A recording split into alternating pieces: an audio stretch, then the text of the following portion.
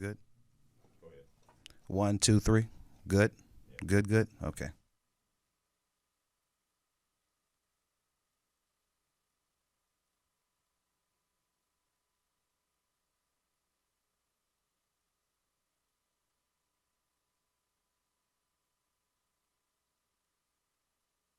Now that you've found UBN Radio and discovered our quality talk shows, it's time to spread the word to friends, family, and the universe. 24 hours of music and talk. Radio without limits. That's why people keep coming back for more. That's ubnradio.com.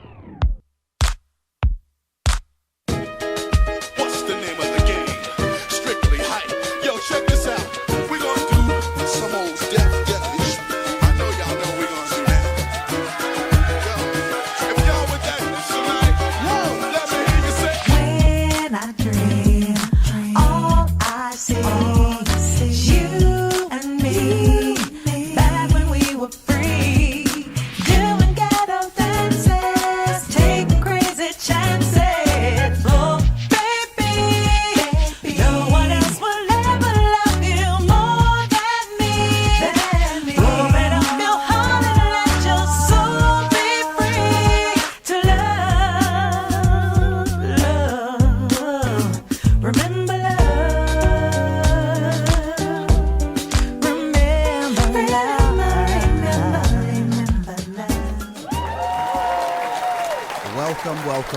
Welcome.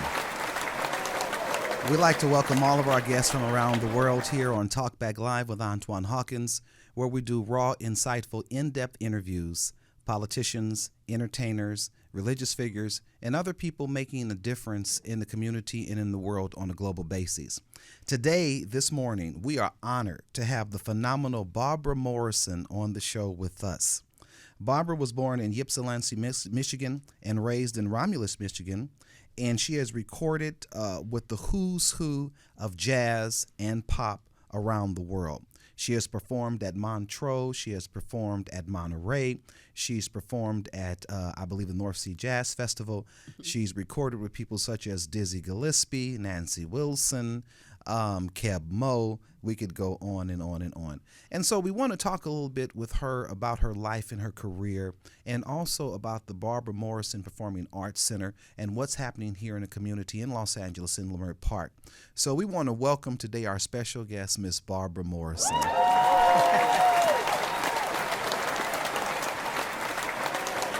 Thank you very much, Antoine.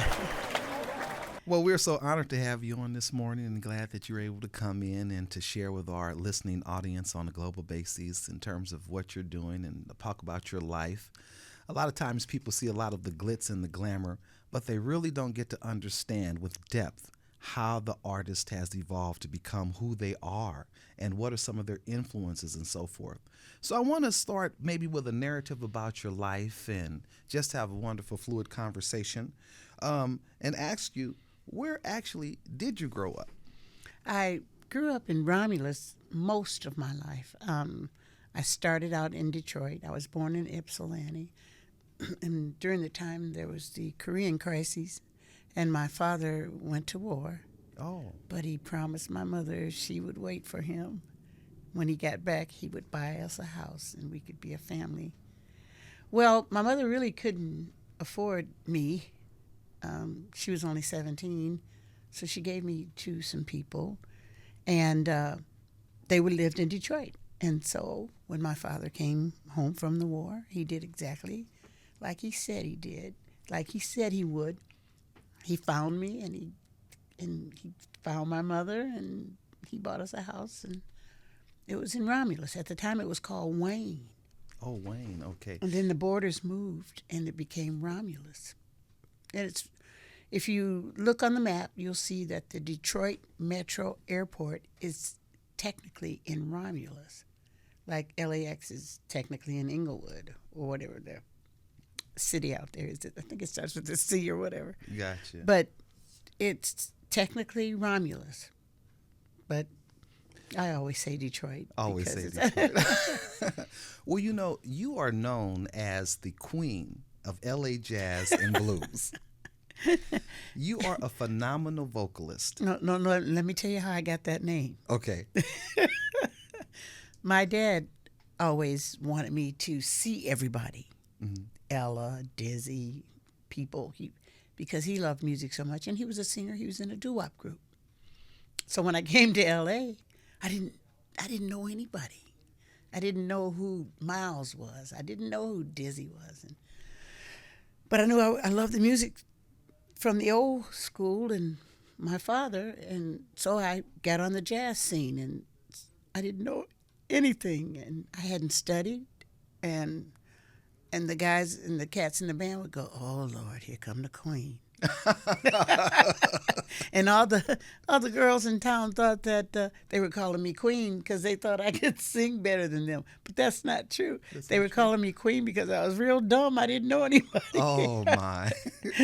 and then it stuck with me. So everybody started calling me the queen. The So queen. naturally they gave me something to strive for. Okay, that's that's interesting. When did you first actually start singing? I was about 6. About At 6. Shiloh Baptist Church. Okay. And Miss Williams, she was one of the sisters in the church. And I would sing this song, come to my garden and come to the garden. And she would always go, hallelujah. And everybody would crack up laughing. Hallelujah, that girl can sing that song. And it made me feel good. And then I noticed that when I clowned around for my grandmother, she was a big woman, and she would just crack up, and I made her happy. So when Grandma was sad, they used to come and get me and say, "Go sing for Grandma." Go sing for Grandma. And Isn't she loved it. She loved it. And she'd crack up, and I loved her being happy. So that's kind of how I started. What did your family do to encourage you to sing?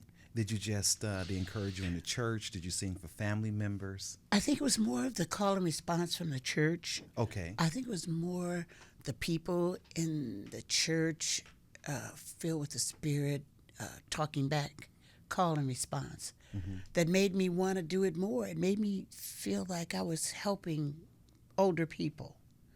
But they really weren't that old. I was just so young, I didn't know what I was doing. But that made me feel happy. And I think being happy was one of the things that I wanted to be in my life. I always wanted people, when they saw me coming, to go, "Hey, there's Barbara." I didn't want them to say, "Oh, Lord, here comes Here the she queen." comes. Oh, gotcha. That makes sense.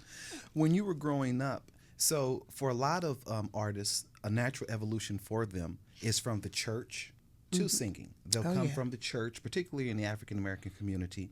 They'll come from the church and they'll go into pop singing, or they're going to jazz, or they're going to blues, or other styles or genres of music.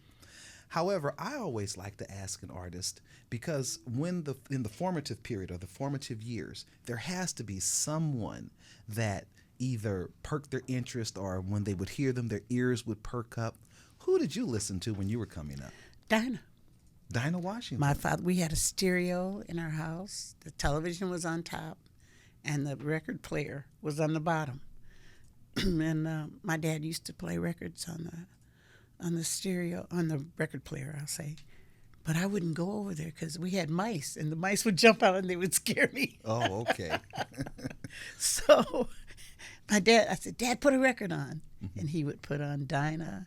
My mother liked Lee Morgan, because when my dad came back from the service, he was a little damaged, and he would have nightmares. And so sometimes he would drink. And when he made it home with his whole paycheck, my mother would put on Lee Morgan, and we'd all dance around the record player. We'd dance around the record player. She'd put on the Sidewinder. Ba, ba, ba, doo, dee, da, da, da, da, da. No words. It was just instrumental. We loved it. But my father loved songs like "Don't Misunderstand." Remember Shaft in Africa and Gordon Parks? Yes, with yes. O.C. Smith. And he had a doo-wop group. And in his group, it was 4 of them. They were called the Detroiters. And my dollhouse was under the kitchen table. Okay.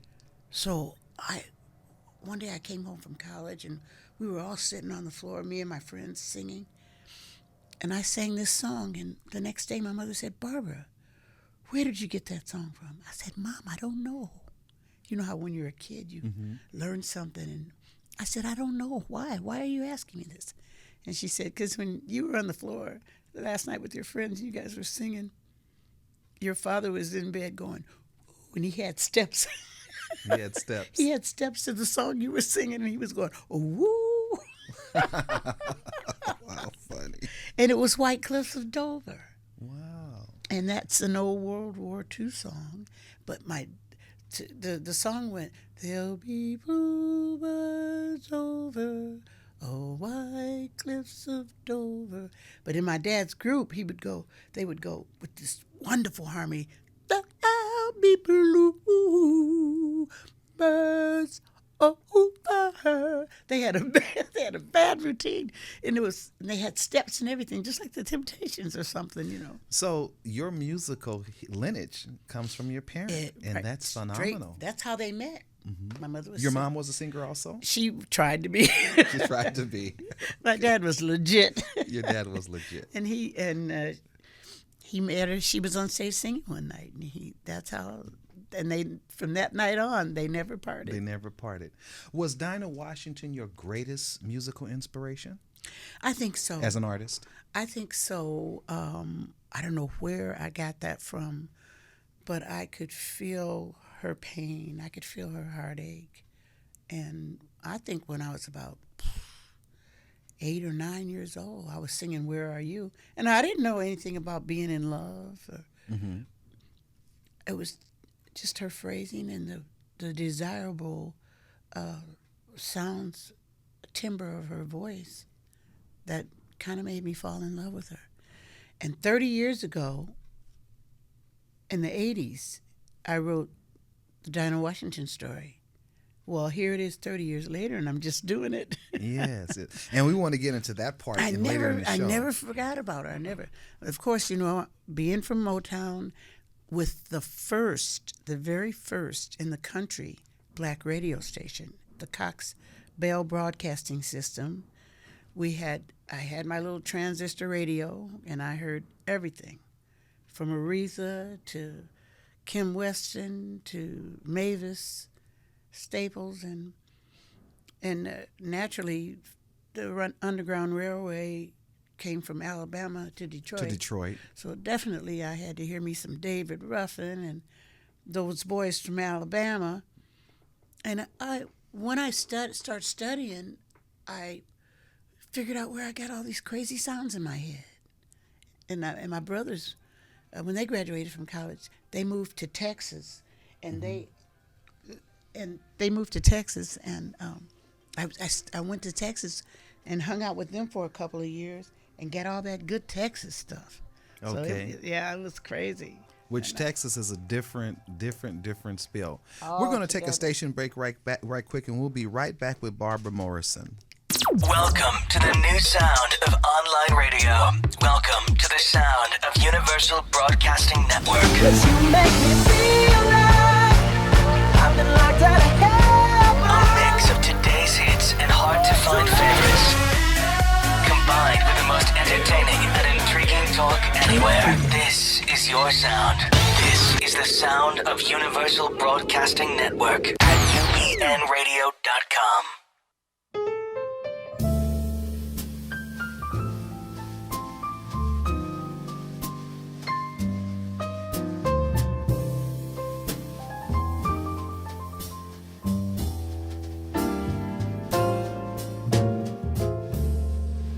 Wish I knew why I'm so in love with you.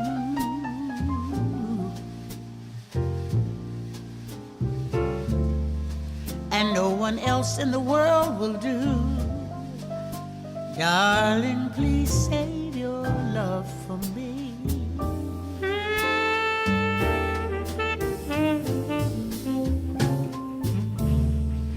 Run away. If I were wise, I'd run on away. But like a fool in love I stay and pray you'll save your love for me. Welcome back to Talk Back Live with Antoine can feel Hawkins. We have with us today in the studio Barbara Morrison. And that song that you just heard, Save Your Love for Me, is a song that she recorded. Barbara, what was the inspiration for that song? Bobby Blue Bland. Bobby Blue Bland. Yeah, I loved him so much. I know Nancy Wilson covered it. Buddy Bolton was a prolific songwriter. And some of these people never heard of. You know, you hear of Duke Ellington. Yes. You have Count Basie. But there's some songwriters that just touch your heart that you never knew. But you love their songs and you go, I wonder who wrote that.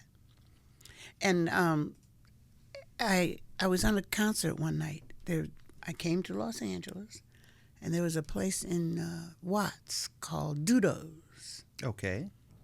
And my mother liked Bobby Blue Bland. And when I saw his name, I said, I'm going to go see Bobby Blue Bland. That was my first concert that I paid for myself. Okay. And I went there, and he sang that song. And I said, whoa, wait a minute, hold up. And it stayed in my memory bank forever and ever. Isn't that phenomenal how some songs will touch an artist and that becomes a part of their repertoire? I save it all the time.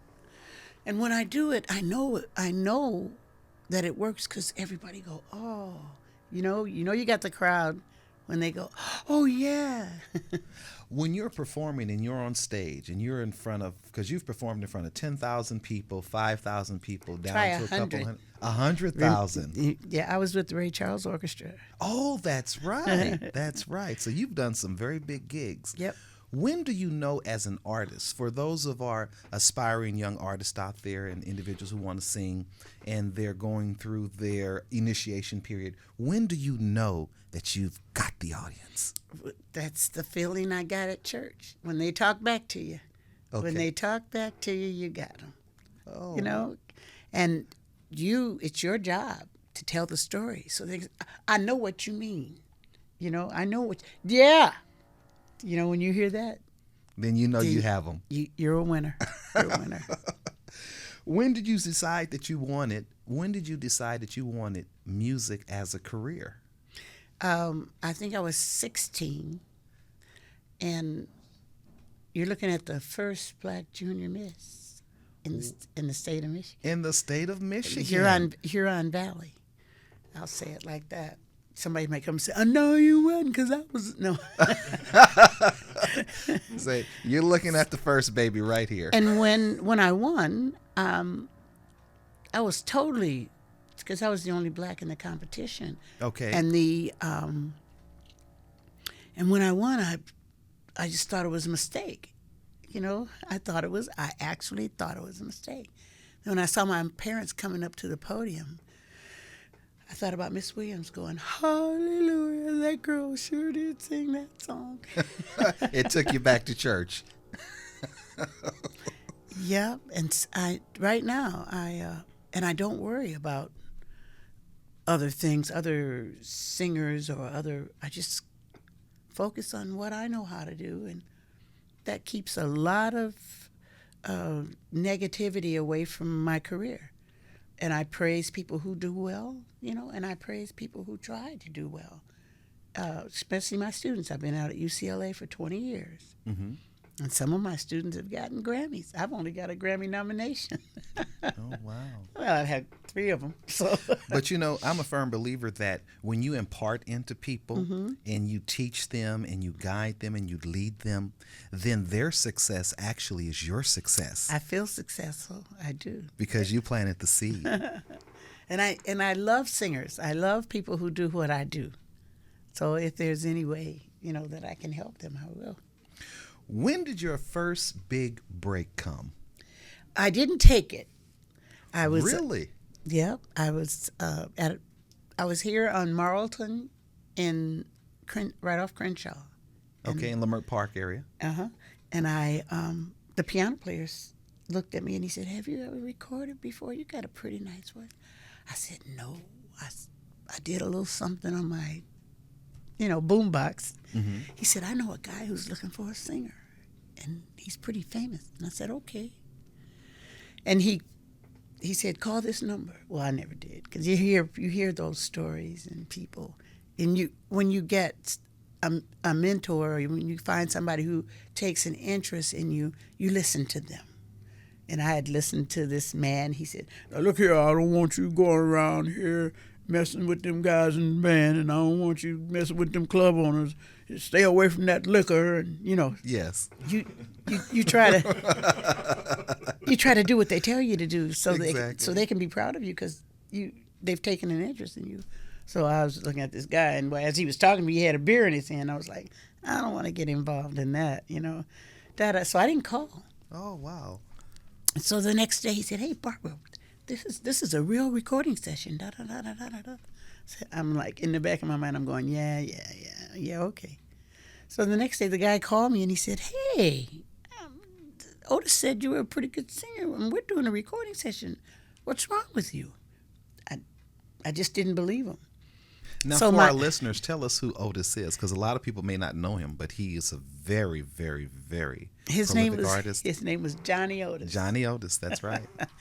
And so I said, okay. So I went over and I did, and you wouldn't believe this, but every song on that record I already knew from my dad. From your dad. From every song that I sang on that record, I already knew. You already knew. And they didn't have to rehearse me or nothing. I just went in the booth and I sang. And you sang. And when the record came out, I called my mom and I said, Mama, I made a record. You can't make a record until you graduate from college. Nobody makes a record just like that. But you said I did. I was like, oh, did I do something wrong? You can't make a record. Now, how long did you record with Johnny Otis? I stayed in his band 21 years. 21 years. 21 years. I saw a lot of people. I met presidents. I did a lot of things in that band. My first trip to Europe was with his band? And Bull Moose Jackson was in the band. Wow. Bull Moose Jackson, I love you, yes I do. And he was 70 then. I'm sure he's gone, but he was 70 years old. And when he got on stage and sang his big hits, people would actually faint. You would have thought it was the Beatles, because we were in Europeans love melodies. They love the old songs and da-da-da. But people would actually go, ah, and he was 70 years old. And he was 70 years old. So let me kind of change the conversation a little bit. Your music crosses, and you've been an artist in the industry for a very long time, and you've crossed generational lines. However, during the era that you came up in, during the era that you got your musical formation and so forth, undoubtedly you had to have challenges as a woman in the industry.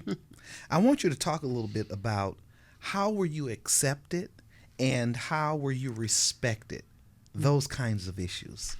I had Johnny Otis. Everybody thought he was black because he had a radio show, and naturally you couldn't see him. But he was Greek.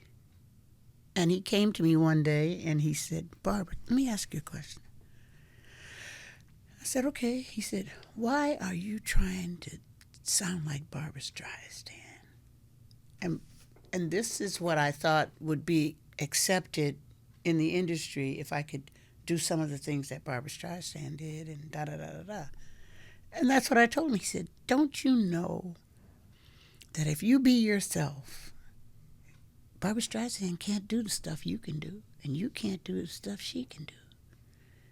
And when I looked at it and realized, he said, you can be accepted for what you are.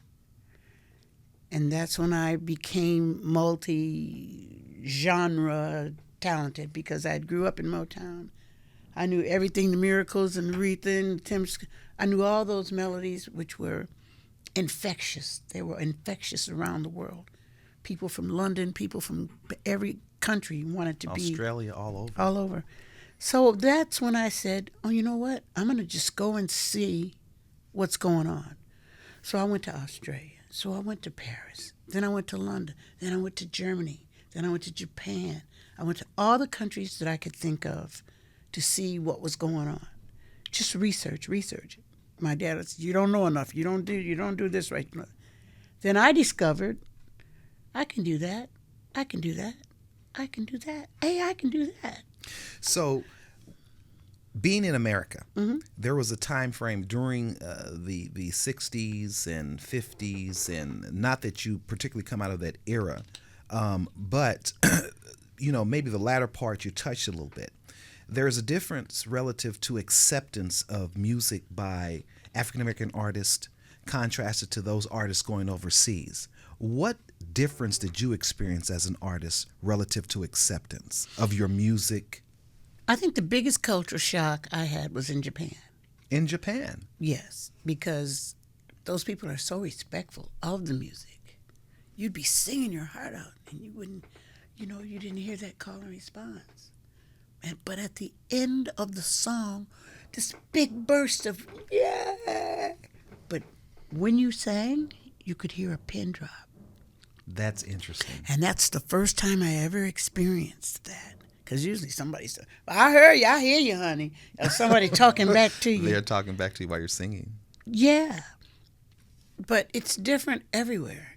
And I thought I would have another cultural shock because of speaking English and being in another country that didn't, say for instance France or Germany, but almost everywhere its second language is English. It's very strong around the world. One of the things that I found is when you go to other countries, it's just amazing if you're doing a song, like if I was up leading praise and worship or something, or we were doing some musical items, that people get the English songs, they get the euphemisms, they get the fluctuations in your voice. I mean, they may not be able to speak English, but they sure can sing an English song. And they love melodies. And if you look at a lot of the gospel songs, they're written by people from Germany and Sweden and Switzerland. So it's music. It's all music, and it's all good. And it doesn't hurt to try different genres of music. Do you, in your experience as an artist, do you really see music as universal and a language of love? Oh, definitely. Indian music. I'm in ethnomusicology at UCLA. Okay. So we have the study of all languages and all music. And if you I want to say pulse, if you keep your eye on the pulse or feeling or touch on the pulse, you can feel something from every kind of music. From every kind of music. Every kind. So then all music has value. You and have all to music understand, must be respected. yes. Yeah. Well, we're going to take a quick station break right now, and we'll be right back with Barbara Morrison. I want you to stay tuned. We have a lot more coming. Talk Back Live with Antoine Hawkins. We'll be right back. In the future, talk radio will actually educate, inspire, and make you think. The future is now. Topics and music that affect your life from Universal Broadcasting Network. Tune in at ubnradio.com.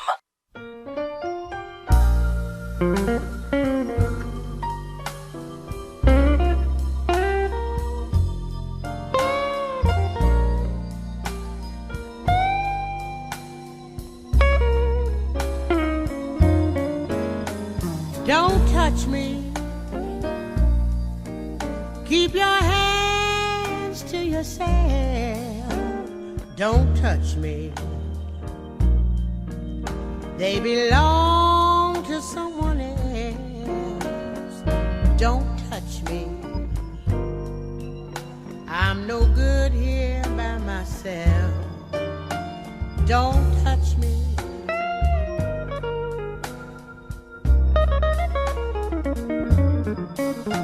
Don't sweet talk.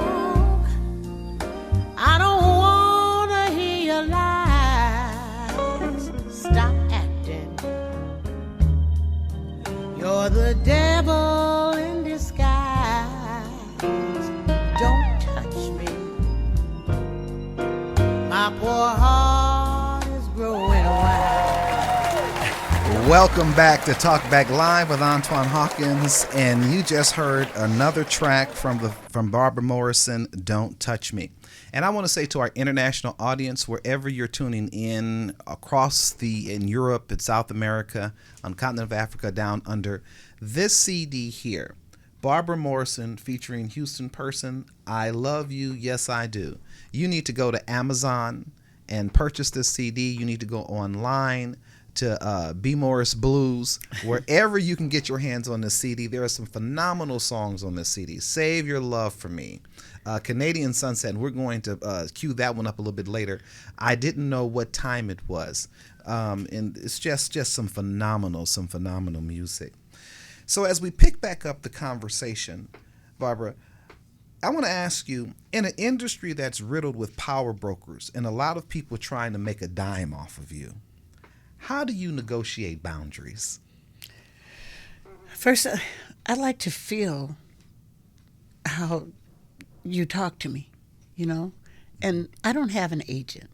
Tim Morganfield handles all my business for me. So he's acting as my manager. Your manager, representative? Mm-hmm. Yeah.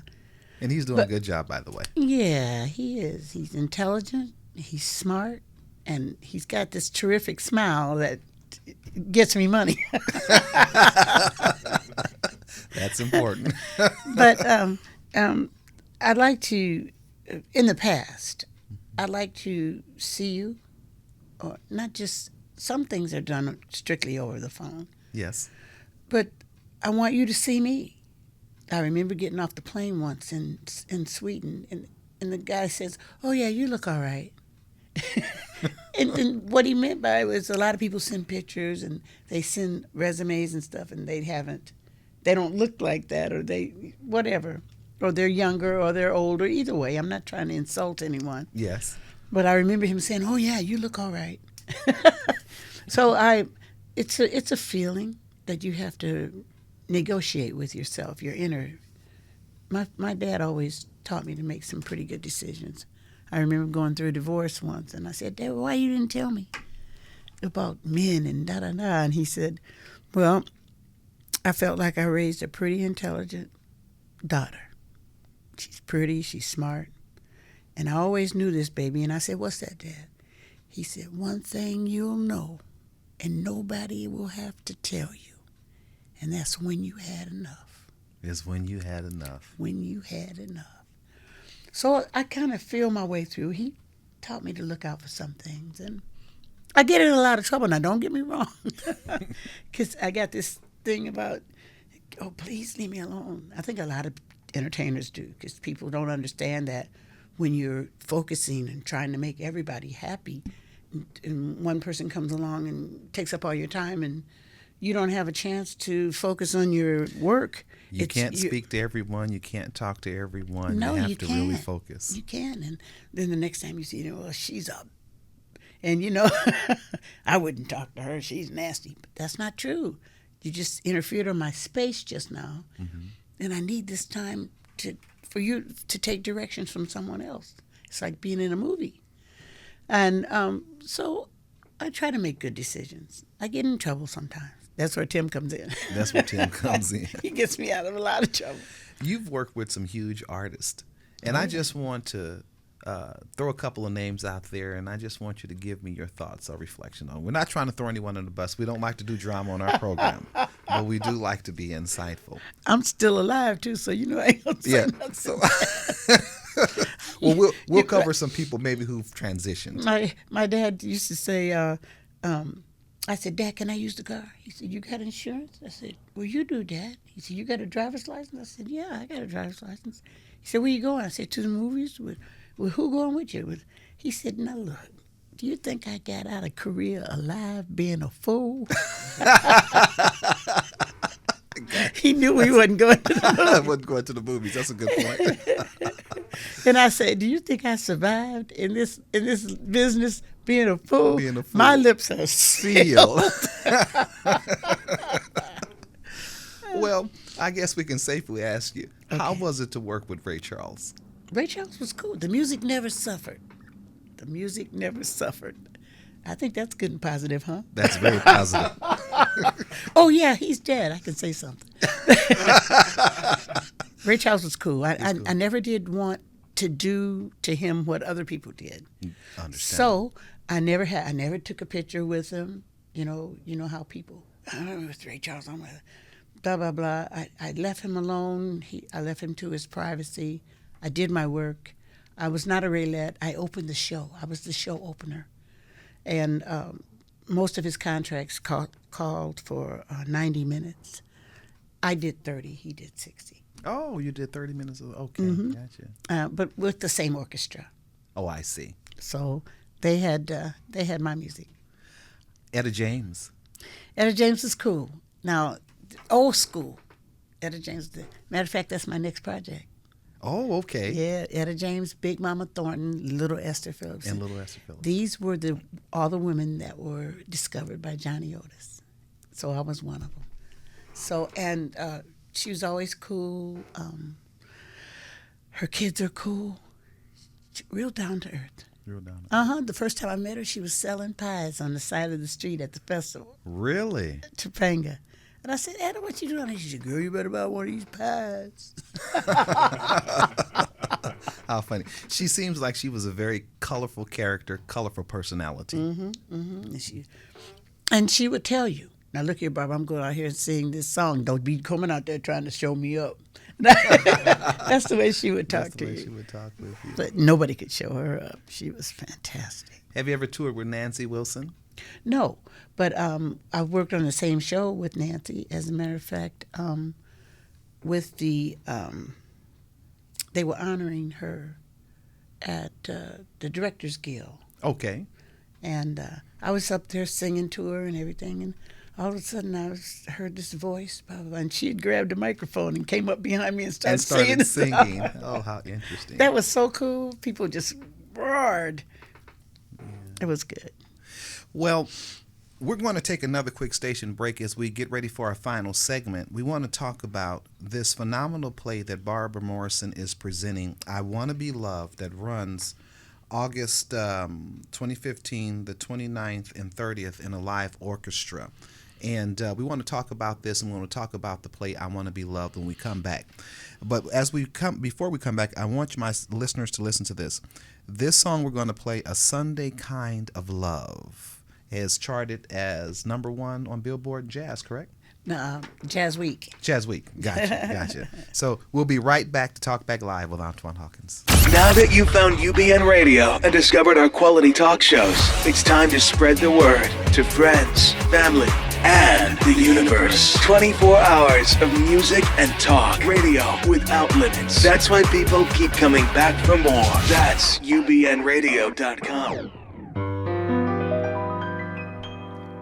I want a Sunday kind of love, a love to last past Saturday night. I need to know it's more than love at first sight, and I want a Sunday kind of love.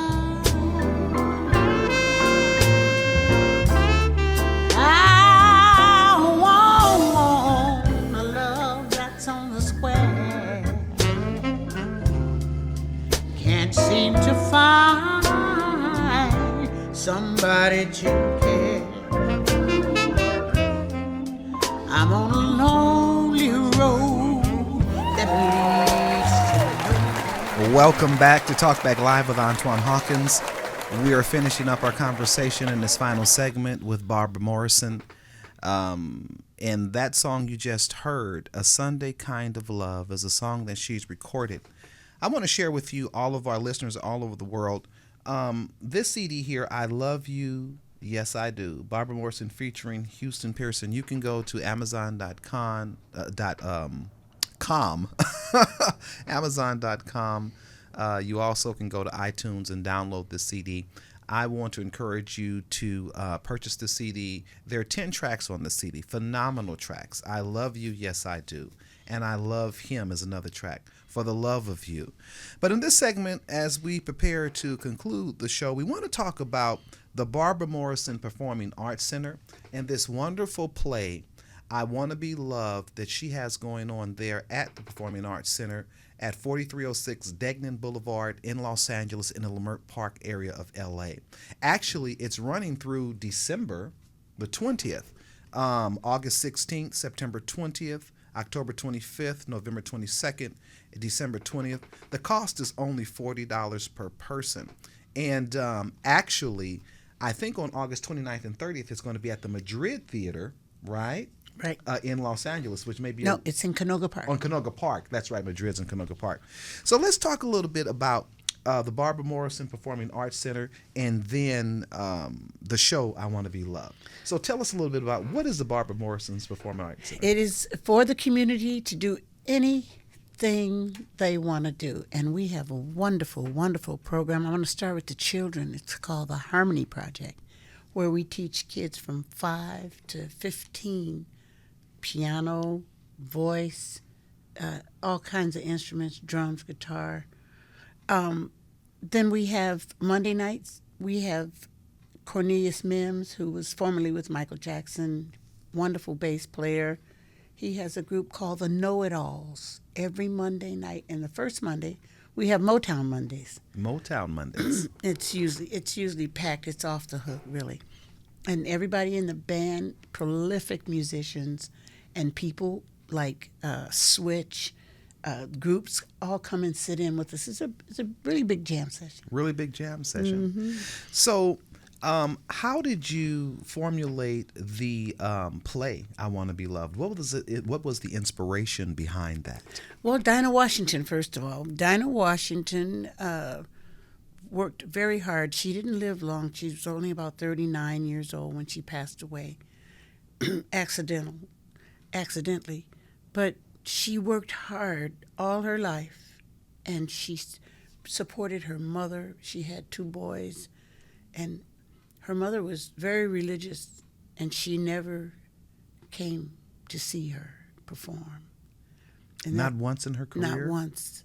All she wanted to do was be loved.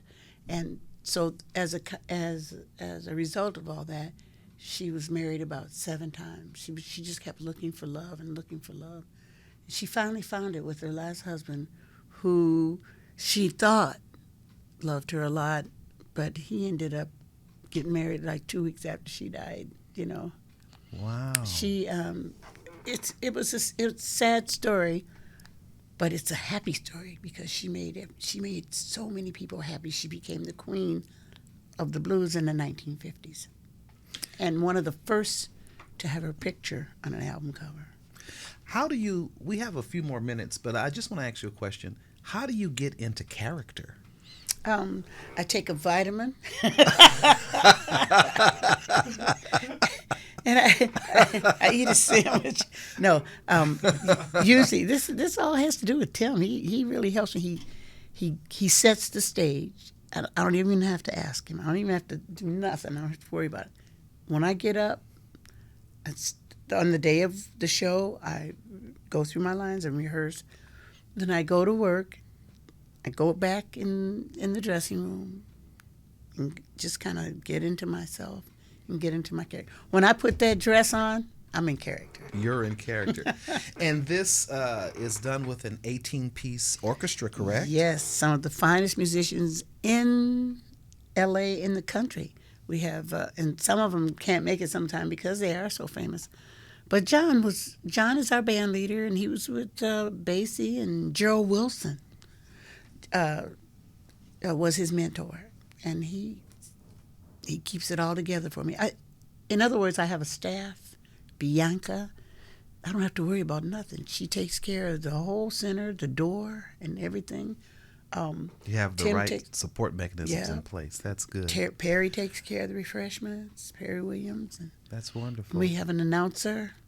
The whole 9 yards. Harold Garrison. We have a little producer, Ron New. Well, I want to tell our listening audience again, you want to come out and support this play at 4306 Degnan Boulevard in Los Angeles, California, at the Barbara Morrison Performing Arts Center. It will be showing August 16th, September 20th, October 25th, November 22nd, December 20th. Also at the Madrid Theater in Canoga Park at 21622 Sherman Way, on August the 29th and 30th. Also, Barbara has recorded just a plethora of music, just all kind of music. And this is her latest CD entitled I Love You, Yes I Do, Barbara Morrison featuring Houston Pearson. 12 tracks on the CD. You can download it from Amazon.com or iTunes to give her some support. Barbara, as we prepare to close out the show in about 60 seconds or less, what would you like for our, you have any final comments, any final thoughts for our audience? Yeah, I'd like you to come out and support us at the Barbara Morrison Performing Arts Center as much as possible. We have vocal training on Wednesday night. We have dance, urban ballroom on Tuesdays, and Garrett Morris from Saturday Night Live for comedy on every Saturday. And we also rent our theater for those of you who are looking to do your play or do your concert. And it's very small. It's a 99-seater, but we keep it filled up. Keep it filled up. And small does not mean that it's not powerful. That's right. Yeah. Well, thank you so much for coming out and sharing with us about your life. We're honored to have you on the program today. It's an honor to be here. And we want to go out on a Barbara Morrison song, What a Difference a Day Made. Oh, from Dinah Washington. From Dinah Washington. So next week, 11 a.m. to 12 noon, we'll have Congresswoman, former United States Ambassador Diane Watson will be here in the studio. I'll be doing an in-depth interview with her. Tell all of your friends, go on Twitter, Facebook, whatever you do. Talk Back Live with Antoine Hawkins, your place for information. God bless.